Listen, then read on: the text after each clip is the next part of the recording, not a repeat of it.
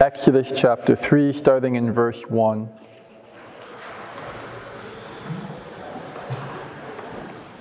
Now Moses was keeping the flock of his father-in-law Jethro, the priest of Midian. And he led his flock to the west side of the wilderness and came to Horeb, the mountain of God. And the angel of the Lord appeared to him in the flame of fire out of the midst of a bush. He looked, and behold, the bush was burning, yet it was not consumed. And Moses said, I will turn aside to see this great sight, why the bush is not burned. When the Lord saw that he turned aside to see, God called out to him out of the bush, Moses, Moses. And he said, Here I am. Then God said, Do not come near. Take your sandals off your feet, for the place on which you are standing is holy ground. And he said, I am the God of your father, the God of Abraham, the God of Isaac, and the God of Jacob. And Moses hid his face, for he was afraid to look at God. Then the Lord said, I have surely seen the affliction of my people who are in Egypt, and have heard their cry because of their taskmasters. I know their suffering. Verse 11. But Moses said to God, Who am I that I should go to Pharaoh and bring the children of Israel out of Egypt? And God said, I will be with you. And this shall be the sign for you that I have sent you. When you have brought the people out of Egypt, you shall serve God on this mountain. Then Moses said to God, If I come to the people of Israel and say to them, The God of your fathers have sent me to you, and they ask me, What is his name? What shall I say to them? God said to Moses, I am who I am. And he said, Say this to the people of Israel, I am has sent you. This is the word of the Lord. Thanks be to God.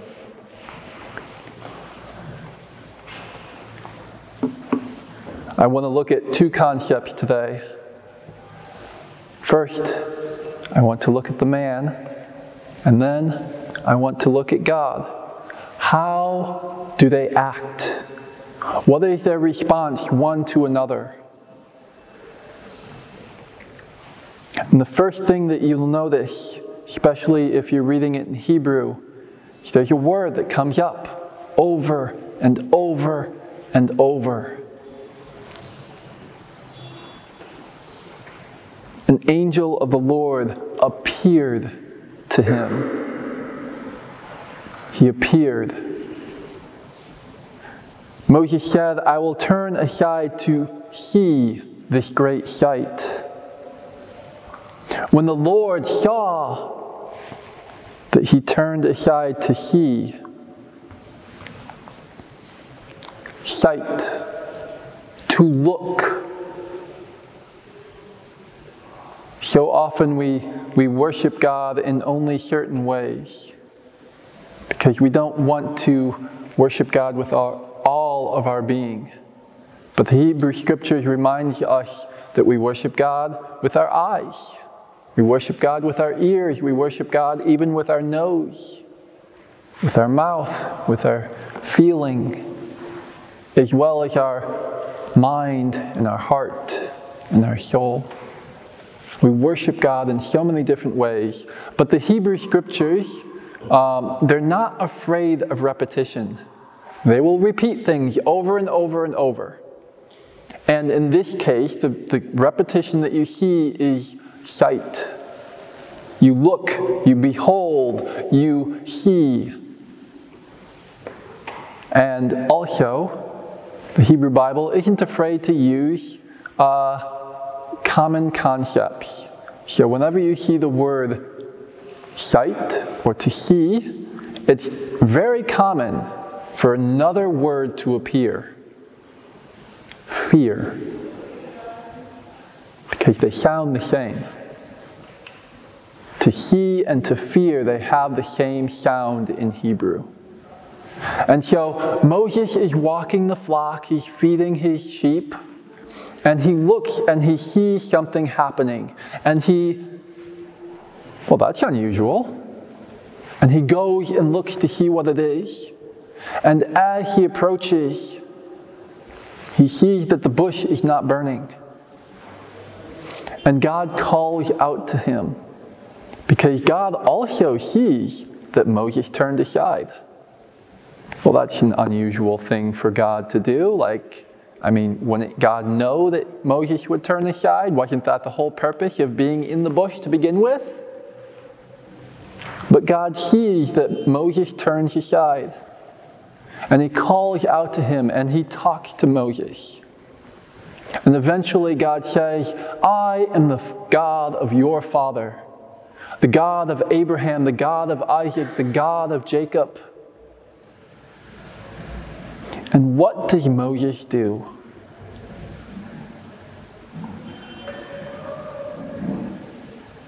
He hides his face. He does not want to see this God. And you might ask, well, he was fine a moment ago. Oh, look, there's a burning bush. It's not being consumed. I'm talking to someone. He's talking out of the burning bush, and I'm talking back. Oh, it's the God of Abraham, Isaac, and Jacob? I don't want to look. I don't want to see. And why? You can go back and read from Genesis. There are several passages that talk about the God of Abraham, the God of Isaac, and the God of Jacob. In Genesis 26, God's talking to Isaac. Now there was a famine in the land beside the former famine that was in the days of Abraham. And Isaac went to Gerar, to Abimelech, king of the Philistines. And the Lord appeared to him and said, do not go down to Egypt. Dwell in the land of which I shall tell you.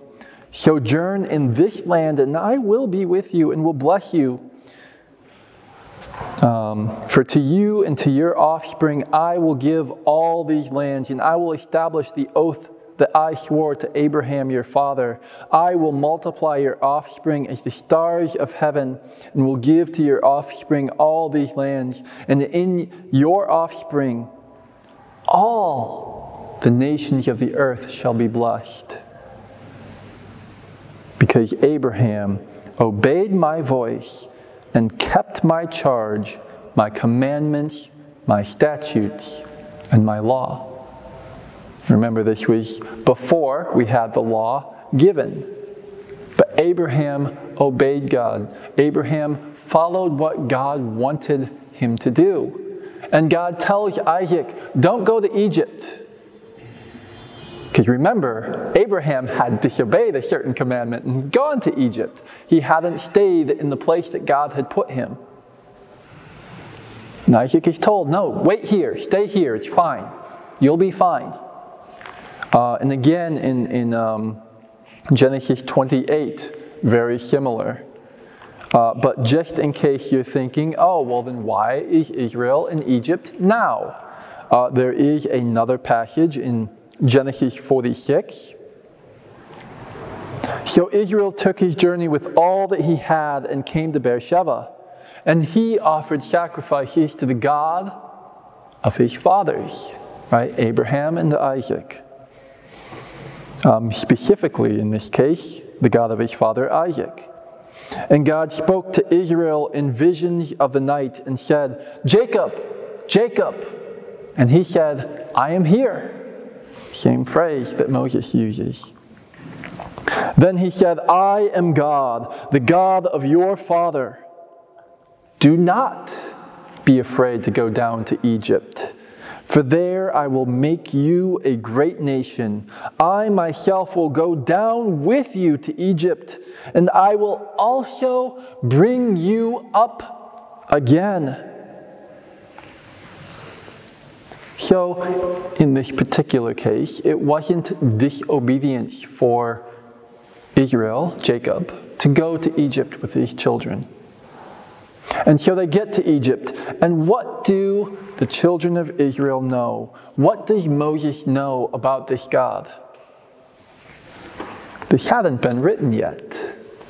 Moses would eventually write the Torah, but it's not yet written. And so as Moses hears the God of Abraham, the God of Isaac, the God of Jacob, perhaps he's not overly familiar with all of who this God is. Right? He grew up as an Egyptian. And in fact, probably the majority of Israelites also didn't know much about this God. But he knew enough to fear. He saw, of course there are many gods in the Egyptian pantheons, but he saw this one. He's like, okay, oh, this is the God of Abraham, Isaac, and Jacob. It's not Hathor, it's not Ra, it's not any of the Sheb. Like, it's the God. And perhaps he remembered the creation. Perhaps he remembered the flood. Perhaps he remembered the sins of his forefathers and even his own sin. And was deeply, deeply afraid.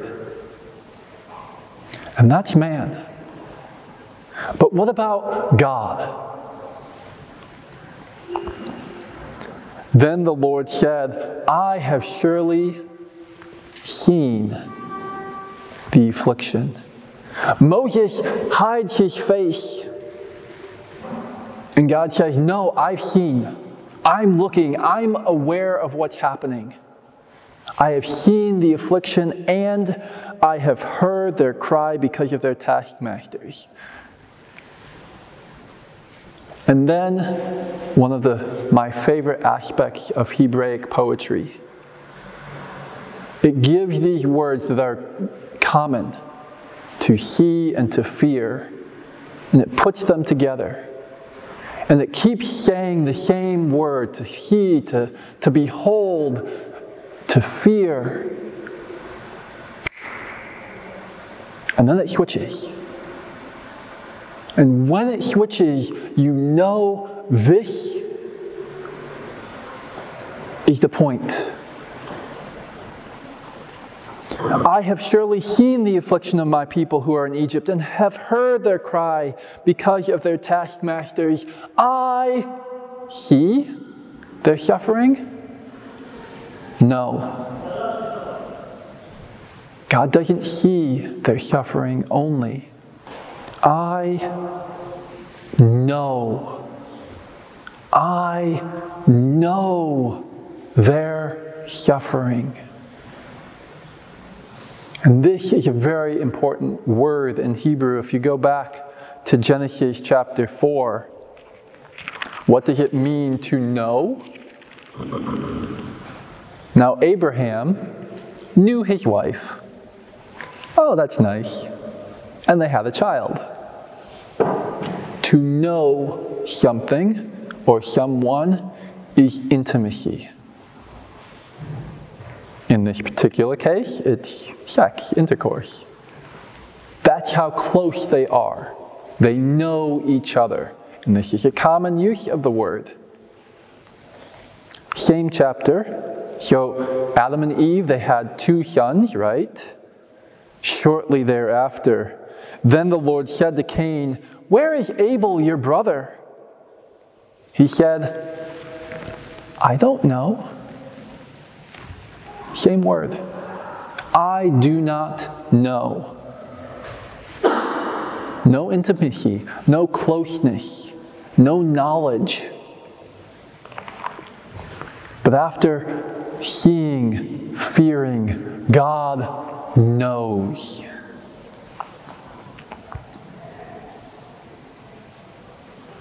A lot of people, when they read Exodus chapter 3, they jump to verse 14. God said to Moses, I am who I am. Because this is the name of God. This is who God is. Unfortunately, I believe the most important is verse 12. Because it's the same word. I will be with you. The same word as I am who I am, just with a pronoun at the end of it. So you have the name of God with you. I will be with you. God knows what's happening to the people. And He will be with them. He will be with Moses. He will know what's happening. One more verse.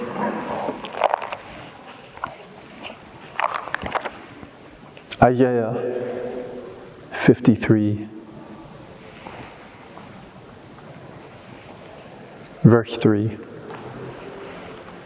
He was despised and rejected by men, a man of sorrows and acquainted with grief.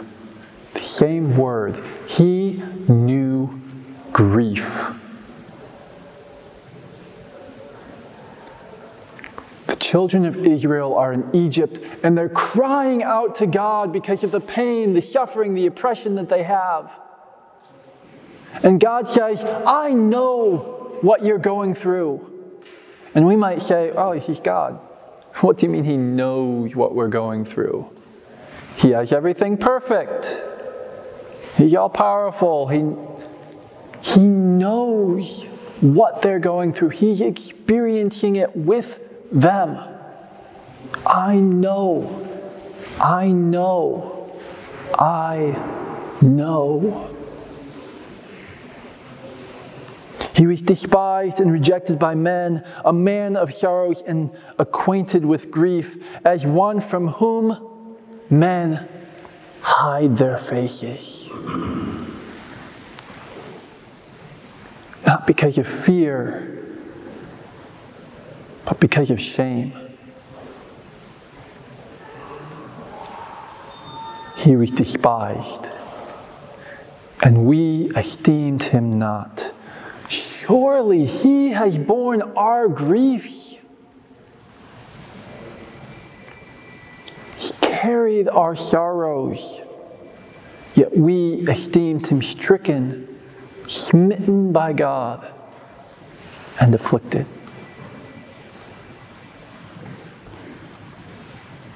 The people of Egypt cried out to God, and God knew their sorrows. Lamentations. Look and see if there is any sorrow like my sorrow. And God says, there is. Because I sorrow with you, and I know the pain.